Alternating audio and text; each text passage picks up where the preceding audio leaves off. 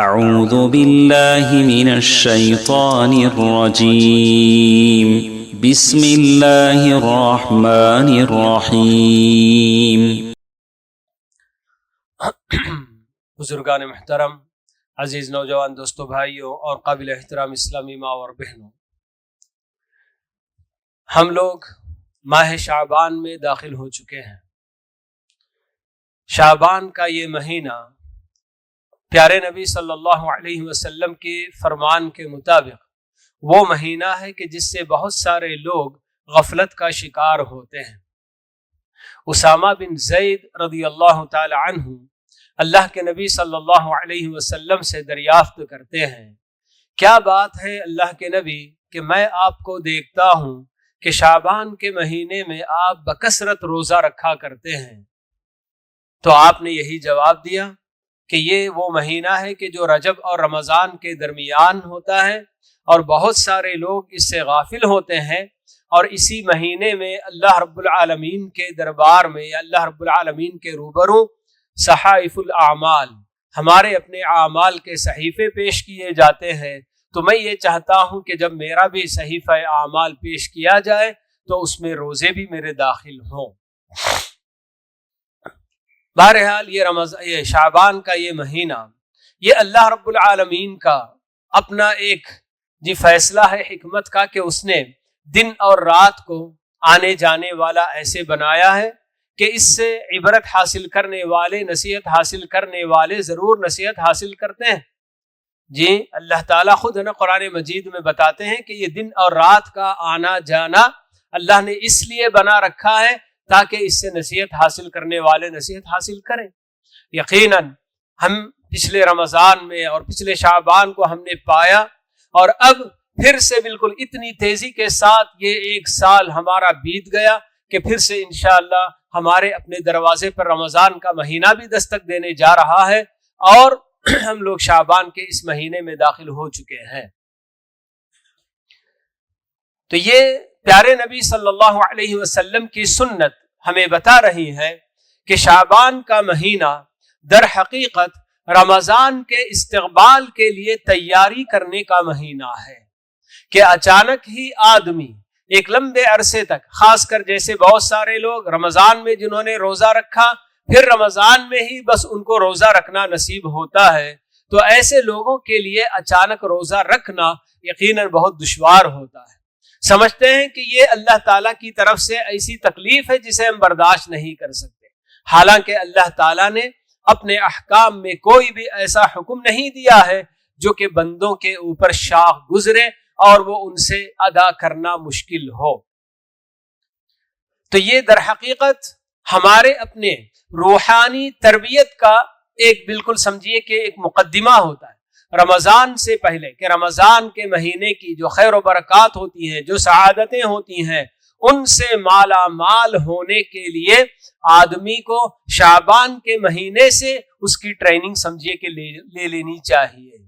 تو اسی لیے پیارے نبی علیہ الصلاۃ والسلام رمضان کا پورا مہینہ تو روزہ رکھا کرتے تھے، اور شعبان کے مہینے میں دیگر اور مہینوں کے مقابلے میں بکثرت آپ روزہ رکھا کرتے تھے۔ خود حضرت عائشہ رضی اللہ عنہا بتاتی ہیں کہ آپ رمضان کا پورا مہینہ روزے میں گزار دیں، کیونکہ وہ تو فرض ہے۔ تو رمضان کی مشابہت کوئی بھی کسی بھی اور مہینے کو ہم نہیں دے سکتے، اسی لیے رمضان کے علاوہ کسی اور مہینے کے مکمل پورے روزے نہیں رکھے جا سکتے، حرام ہے روزہ رکھنا۔ کسی بھی مہینے کا رمضان کے علاوہ پورے مہینے کا مکمل روزہ رکھنا جائز نہیں ہے، کیونکہ یہ صرف رمضان کی خصوصیت ہے۔ یہی وجہ کہ اللہ کے نبی صلی اللہ علیہ وسلم شعبان میں بھی مسلسل روزہ رکھتے رکھتے درمیان میں ایک یا دو روزہ چھوڑ دیا کرتے تھے، تاکہ وہ رمضان سے مشابہت اس کی نہ ہو جائے۔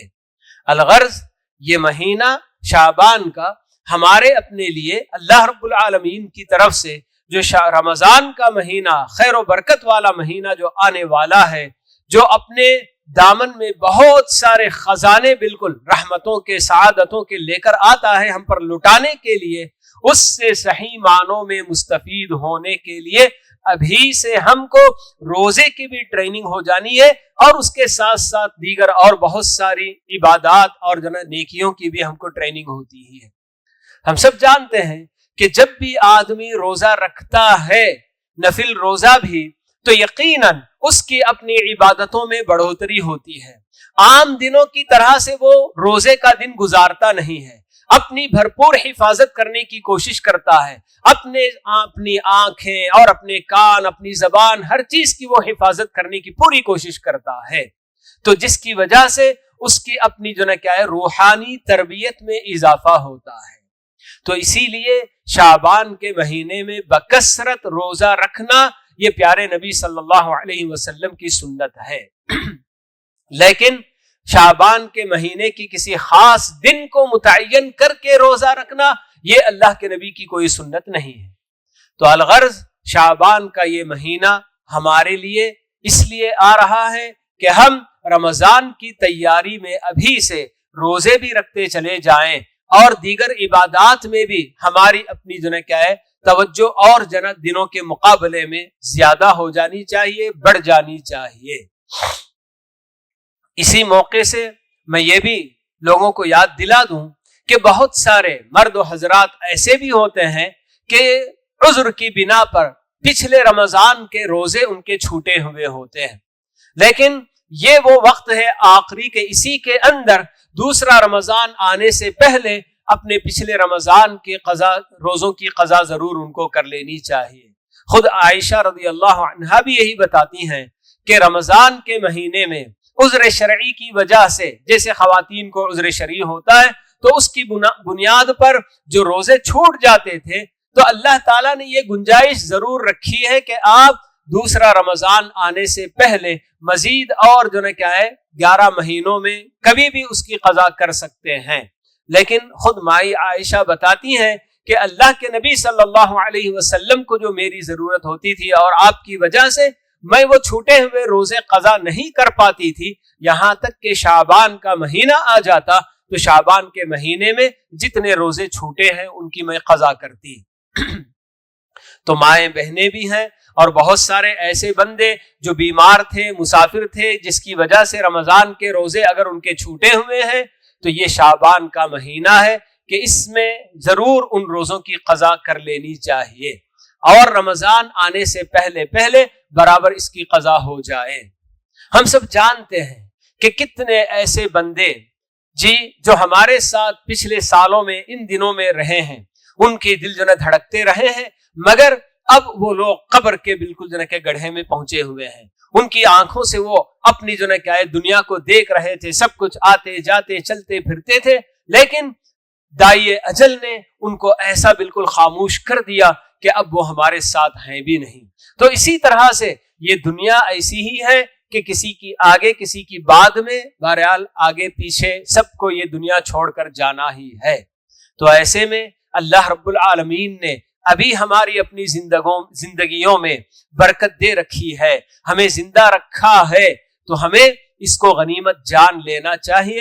اور سب سے اہم جس بات کو لے کر ہمیں آنے والے مہینے کا استقبال کرنے کی ضرورت ہے تو وہ ہے توبہ اور استغفار، کہ ہمارے اپنے بہت سارے گناہ جن کے ہم عادی ہو چکے ہوتے ہیں، تو ایسے گناہوں سے اپنے آپ کو ابھی سے دور کر کے رکھنا چاہیے، تاکہ رمضان کا یہ مہینہ جب ہم پر آئے تو ہم پوری طریقے سے اپنے گناہوں سے دھلے ہوئے اس مہینے کا استقبال کریں۔ کیونکہ اللہ رب العالمین جب بھی کوئی بندہ اس کے دربار میں لوٹ کر آتا ہے، آنسو بہاتا ہے اور اپنے کیے پر ندامت کا اظہار کرتا ہے اور اللہ تعالیٰ سے استغفار کرتا ہے، تو رب العالمین معاف کرنے کے لیے ہمیشہ تیار رہتا ہے۔ تو اس لیے یہ شعبان کا مہینہ ہمیں نصیب ہوا ہے، اور پیارے نبی صلی اللہ علیہ وسلم کی سنت صرف یہی رہی ہے کہ شعبان کے اس مہینے میں آپ کثرت سے روزہ رکھا کرتے تھے۔ تو آج ہمارے اپنے جو حالات دنیا کے جس طرح سے ہم زندگی گزار رہے ہیں، بالکل اس طرح سے، اگرچہ کہ ہم زبان قال سے اپنی زبان سے کہتے نہیں ہیں، مگر ہمارے اپنے حالات یہی گویا بتا رہے ہیں کہ ہم اس دنیا کے لیے ہی پیدا ہوئے ہیں۔ اس دنیا کی آسائشیں سمیٹنا اور اس کے اندر ہر طرح کی جو نا بالکل خوشیاں اور آسودگی کے ساتھ زندگی گزارنا، بس یہی ہمارا اپنا مقصد اولین ہے. اس طرح سے ہم بالکل زندگیاں گزارتے ہیں. خاص کر ہمارے اپنے نوجوان طبقے کی اگر جو نا بات کریں کہ مسلم نوجوان طبقہ، لڑکے ہوں کہ لڑکیاں ہوں، اس قدر بالکل دین بیزاری اور دین سے دوری ان کے اندر پیدا ہوتی چلی جا رہی ہے آئے دن، کہ یہ جو دنیا اپنی جگہ پر ٹیکنالوجی میں جتنی ترقی کرتی جا رہی ہے، در حقیقت یہ ہمارے اپنے دشمنوں کی جانب سے ہماری اپنی تخریب کے لیے، ہمارے اپنے ذہنوں کو بگاڑنے کے لیے اور ہمارے اپنے جو نا کیا ہے نونہالوں کو اور ہمارے اپنے نوجوانوں کو دین سے بیزار کرنے اور خود ان کے اپنے دین سے ان کو بالکل جو نا دل برداشتہ کرنے کے لیے ایک طرح کی سازش ہے کہ ایسے ایسے بالکل میٹیریلز آدمی بالکل جب بیٹھ جاتا ہے اور ان کو جو نا کہ تلاش کرتا جاتا ہے، ایک سے ایک ویب سائٹ پہ جاتا ہے، نکال کر پڑھتا ہے، کچھ بھی کرتا ہے، تو ایسی باتیں بالکل ان کے ذہنوں کو اپیل کرنے والی لکھی ہوئی بھی ملتی ہیں. اور کتنے بالکل اس طرح کے جو نا کہ سوشل یعنی کہ میڈیا میں آپ دیکھیں گے بہت سارے بالکل شارٹ کلپس ایسے وائرل کرتے ہیں کہ جس کی وجہ سے آدمی اپنے ہی دین سے بالکل دور ہوتا چلا جاتا ہے. تو یہ آج ہمارے اپنے گھر گھر کی سب سے اہم ضرورت ہے کہ ہر ماں باپ اپنے بچوں کی ضرور فکر کریں کہ ہمارے یہ بچے کیا چیز دیکھتے ہیں، کیا چیزیں پڑھتے کرتے ہیں. کیونکہ خاص کر آج ہمارے اپنے اسکولوں میں جو سرکاری سلیبس ہوتا ہے تو یہ سلیبس بھی خود ایسا بنایا جا رہا ہے کہ جس سے کوئی بھی ذہن اسلام کی طرف بالکل بھی میلان نہ رکھتا ہو. بالکل بچپن سے یہ سب ان کی سازشیں ہیں جو جانتے ہیں کہ اسی مرحلے میں اگر بچوں کو ایسے بنا دیا جائے تو آگے بڑھتے بڑھتے جوان ہوتے ہوتے وہ یقیناً خود اپنے دین کی بہت ساری باتوں کو ماننے سے انکار کر دیں گے اور بہت ساری چیزوں پر وہ خود اعتراض کرنے لگیں گے. یہ بالکل جو ہے حالات ہیں. تو ایسے میں یقیناً جی اللہ تعالیٰ کی طرف لوٹنا اور ہمارے اپنے دین کو سمجھنا اور دین پر عمل کرنے پر فخر محسوس کرنا، کیونکہ یہی وہ چیز ہے کہ جس کے ذریعے اللہ رب العالمین نے ہمیں عزت دی تھی. حضرت عمر رضی اللہ تعالی عنہ جب فلسطین کے بیت المقدس فتح ہو گیا تھا، ابو عبیدہ بن جراح اس کے قائد تھے جو لشکر وہاں بھیجا گیا تھا، تو حضرت عمر گئے اور اپنے ساتھ اپنے غلام کو بھی لے کر گئے ہوئے تھے. اور وہاں جب حضرت عمر ایسی چادر اوڑھ کر آئے کہ جس میں جگہ جگہ پیوند لگی ہوئی تھی، تو ابو عبیدہ بن جراح نے امیر المؤمنین کو مخاطب کر کے کہہ دیا کہ اگر آپ کوئی اچھی چادر پہن لیتے، کیونکہ آپ یہ جو یہودیوں کے بڑے بڑے لوگ ان کے سامنے آپ جانے والے ہیں. تو فوراً حضرت عمر رضی اللہ تعالی عنہ کی زبان سے نکلا کہ اگر آپ کے علاوہ کوئی اور یہ بات کہتا ابو عبیدہ تو میں اپنا کوڑا اٹھا دیتا. حضرت عمر مشہور تھے کسی بھی بات پر ان کا درہ کوڑا بالکل جو ہے کیا ہے، کسی کو بھی کوئی بھی غلطی ہوئی فوراً اس کو جو ہے کوڑا مار دیتے. تو حضرت عمر یہی کہتے ہیں کہ میں تم کو ضرور جو ہے میرے کوڑے سے مار دیتا، لیکن تم جو ہے کیا ہے اس لشکر کے قائد ہو. پھر اس کے بعد انہوں نے بتایا کہ یاد رکھو اللہ تعالیٰ نے ہمیں عزت دی ہے تو وہ صرف اسلام کی وجہ سے.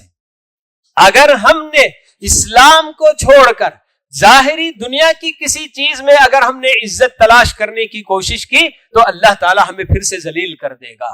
تو آج دنیا والے بالکل یہی سمجھتے ہیں کہ دین سے ہٹ کر دنیا والے جس طرح سے کام کرتے جا رہے ہیں، دنیا کے جی بالکل ان کے ساتھ میں ہاتھ ان کی اس میں خواہشوں میں بالکل مل جل کر رہنا اور ان کے جو نا رنگ ڈھنگ اپنا لینا اور ان کے ساتھ بالکل جو نا کیا ہے ہر طرح سے پوری آزادی کے ساتھ زندگی گزارنا، یہی عزت ہے سمجھتے ہیں. آج بہت سے ایسے مسلمان ہیں جو اپنے دین پر عمل کرنے کو عیب سمجھتے ہیں. اگر ذرا ٹخنے کے اوپر کپڑا پہننا ہو یا لمبی ذرا داڑھی رکھ لینی ہو تو ایسی سب چیزوں کو سمجھتے ہیں کہ یہ سب جو نا عیب کی بات ہے.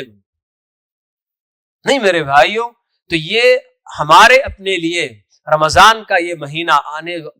آنے والا ہے. پتہ نہیں کتنے لوگوں کی زندگیاں رمضان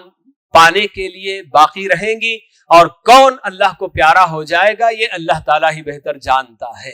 تو ایسے میں ہماری اپنی دنیا کی اس زندگی کو ذرا ہم اپنی جو کیا ہے کنارے رکھ کر اللہ تعالیٰ کس سے راضی ہوتا ہے، کس سے خوش ہوتا ہے، تو اس کے لیے سوچنے اور اس کے لیے بالکل عمل کرنے کی ہم ضرور کوشش کریں۔ تو یہ مہینہ شعبان کا، تو اس میں کثرت سے آدمی جب روزہ رکھے گا تو خود بخود انشاءاللہ اس کی اپنی خواہشیں دنیا کی لذتوں سے کٹیں گی، اور بالکل مال و دولت یا دیگر اور بہت ساری جو خواہشات نفس جس کے پیچھے آدمی دوڑتا بھاگتا چلا جا رہا ہے، تو ان سب سے ضرور کچھ نہ کچھ ناتا اس کا ٹوٹے گا اور وہ اپنے رب کی طرف انشاءاللہ آگے بڑھے گا۔ تو یہ اللہ رب العالمین کا فضل و احسان ہے کہ اس نے ابھی ہماری آنکھیں کھلی رکھی ہیں، ہمارے اپنے دل ابھی دھڑک رہے ہیں، جی ان کا ہماری اپنی سانسوں کا ناتا ٹوٹا نہیں ہے، یہ سب اللہ رب العالمین کی مہربانی ہے، اس کا فضل و احسان ہے۔ تو اللہ رب العالمین کی اس نعمت پر شکر ادا کرنے کے لیے ہمیں اللہ رب العالمین کے دین پر چلنے کی بھرپور کوشش کرنے کی ضرورت ہے۔ تو بہرحال یہ اللہ تعالیٰ کا فضل و احسان ہے کہ اس نے ہماری زندگیوں میں برکت دی ہے اور ہمیں ایسے بالکل موقع اور ایسے موسم بار بار ہماری زندگیوں میں لا رہا ہے کہ ہم ان سے بھرپور فائدہ اٹھائیں۔ تو خصوصاً ہم میں سے ہر آدمی جانتا ہے کہ میری اپنی ذاتی زندگی، میری اپنی نجی زندگی جس سے میں یا پھر میرا رب بس جانتا ہے، میں جانتا ہوں یا میرا رب جانتا ہے کہ میں کس قسم کا آدمی ہوں، میرے اندر کیا اچھائیاں ہیں، کیا برائیاں ہیں، کیا خامیاں ہیں، کیا خرابیاں ہیں اور کیا اچھائیاں، یہ سب میں جانتا ہوں یا میرا رب جانتا ہے۔ جو اچھائیاں ہیں ان اچھائیوں کو اور بڑھانے کی ہم کوشش کریں، اور جو بھی خرابیاں خامیاں ہیں اور جو برائیاں ہیں ان سب سے بالکل صدق دل سے توبہ کر کے آنے والے مہینے کا، رمضان کا مہینہ، بالکل ہر طرح کے چھوٹے بڑے گناہوں سے دھل کر پاک و صاف ہو کر اس کا استقبال کرنے کی ہم کوشش کریں۔ پیارے نبی صلی اللہ علیہ وسلم کی ایک اور حدیث آتی ہے کہ جس میں آپ نے فرمایا کہ جب شعبان کا مہینہ آدھا گزر جائے تو اس کے بعد روزہ نہیں رکھنا چاہیے۔ یہ ان لوگوں کے لیے ہے جو بھئی رمضان کا جو روزہ رکھے پھر کبھی کوئی ایک نفل روزہ بھی ان کی زندگی میں آتا نہیں ہے۔ تو ایسے میں اگر وہ شعبان کے آخری ایام میں روزہ رکھنے لگیں گے تو کہیں ایسا نہ ہو کہ رمضان کے روزوں سے پہلے ان کے اندر کمزوری بڑھ جائے اور جو فرض روزہ ہے تو فرض کی ادائیگی کے لیے وہ ذرا بالکل تیار نہ ہو، اس لیے آپ نے منع فرمایا۔ ورنہ جن لوگوں کی عادت ہمیشہ روزہ رکھنے کی ہے، کتنے اللہ کے بندے ایسے ہیں جو صوم داؤدی کے عادی ہیں، ایک دن روزہ رکھنا ایک دن چھوڑنا، ان کے لیے منع نہیں ہے۔ اور وہ بندے جو ہمیشہ پیر اور جمعرات کے روزوں کا اہتمام کرتے ہیں تو ایسے بندوں کے لیے بھی بالکل یہ منع نہیں ہے۔ تو یہ بہرحال پیارے نبی صلی اللہ علیہ وسلم کی سنت، ہمیں شعبان کے مہینے میں کوئی خاص عبادت، کوئی خاص اور دعائیں، نمازیں، ایسی کوئی چیز نہیں ہے سوائے کثرت سے روزہ رکھنے کے۔ تو اللہ کے نبی صلی اللہ علیہ وسلم کی سنت کے مطابق ہمیں بھی اس مہینے کا استقبال کر کے آپ نے جو کام اس میں کیا وہی کام ہم بھی کرنے کی کوشش کریں۔ اللہ رب العالمین ہم سب کو توفیق عطا فرمائے کہ دین کو کتاب و سنت کی روشنی میں پیارے نبی صلی اللہ علیہ وسلم کی سنت کے طریقے پر اس کے دین کو سمجھ کر اس کے مطابق چلنے کی اللہ تعالی ہم سب کو توفیق نصیب فرمائے، اور جتنے بھی خرافات اور بدعات مختلف موسموں کے حساب سے معاشرے میں پھیلی ہوئی ہیں ان تمام بدعات اور خرافات سے اللہ رب العالمین ہماری بھی اور سارے مسلمانوں کی حفاظت فرمائے۔ جتنے بھی لوگ اس طرح کی بدعات اور خرافات میں مبتلا ہیں اللہ تعالیٰ ان سب کو نیک توفیق نصیب فرمائے اور وہ بالکل صحیح دین اپنانے کے لیے آمادہ ہوں۔ اقول قولی هذا واستغفر الله لي ولكم ولسائر المسلمين من كل ذنب فاستغفروه انه هو الغفور الرحيم۔